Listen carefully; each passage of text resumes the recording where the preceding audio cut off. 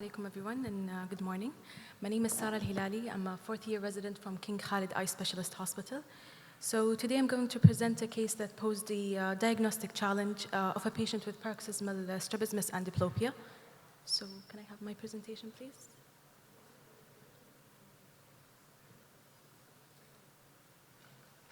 Okay. So the case report shows a patient of 59-year-old Saudi male who's known to have nasopharyngeal carcinoma, status post-excision and radiotherapy back in 1999. He's in remission since then. He's also known to have hypothyroidism and on therapy for that. His past ocular history is only significant for cataract surgery that was uneventful. He presented to our clinic complaining of intermittent painless outward deviation of the right eye with constant outward deviation of the left eye associated with episodes of horizontal binocular diplopia.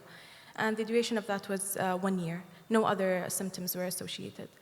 Physical examination is shown here in this slide with visual active 20/30 in the right eye and 20/70 in the left eye.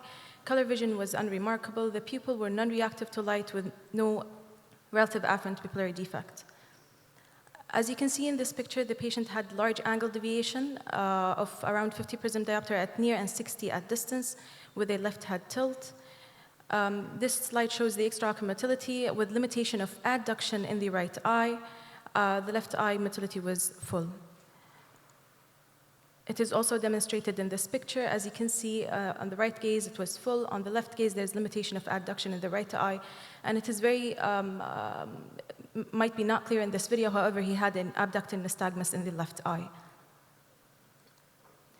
And then we looked carefully to the patient in this video. As you can see, we asked the patient to have a prolonged eccentric right gaze, to hold it for a few seconds, and then we brought him back to primary gaze.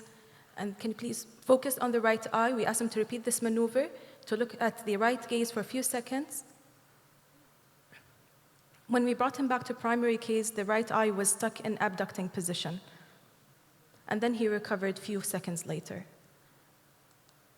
So our impression at this point was right internuclear ophthalmoplegia. On top of that, he had a right ocular neuromyotonia. Both were secondary to radiation therapy of nasopharyngeal carcinoma. So a few words about this condition. It is a rare oculomotor condition that is characterized by intermittent spastic and tonic spasms of the one or more extraocular muscles. And it is due to abnormal firing of impulses to the nerves, to the damaged nerves. It has been attributed to radiation therapy post-nasopharyngeal carcinoma and also to demyelinating conditions and many more.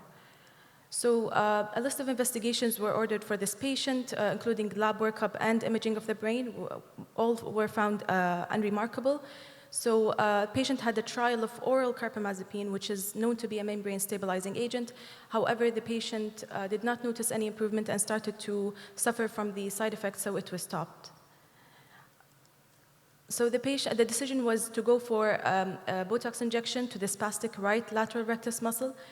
And the patient presented for us in the post-op visit with still 40 prism diopters of XT, and he was still symptomatic for the diplopia. So the decision was to undergo maximum R&R in the left eye. And I'm sorry I don't have pictures post-op for the patient. So my question to the panel is, what other options are available for patients with concomitant strabismus with variable angle, and would you operate one or both eyes? Thank you. I mean, I was just trying to think, what was your result of the Botox? So the patient presented post-op with still 40 prism diopters of XT. So did he get improvement with Botox? I don't think so, no. No. So I would do as you did here. I would do just operate on his left eye, and I do and put him on an adjustable. I don't think that's what I would do here. Yeah, I think the adjustable is the better approach because the angle is variable, and do only the left eye because also the vision is less on the left eye. Yes. Yeah, I think so. You can always go to the other eye. This is fine. But my question is about the diagnosis. I agree 100% with the ocular myotonia. And as soon as you said episodic diplopia in a patient who had radiation therapy, that came as a differential.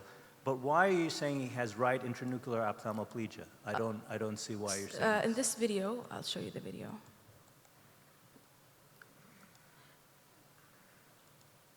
So the patient has limitation of adduction of the right eye, as shown, and then there's abducting nystagmus of the left eye.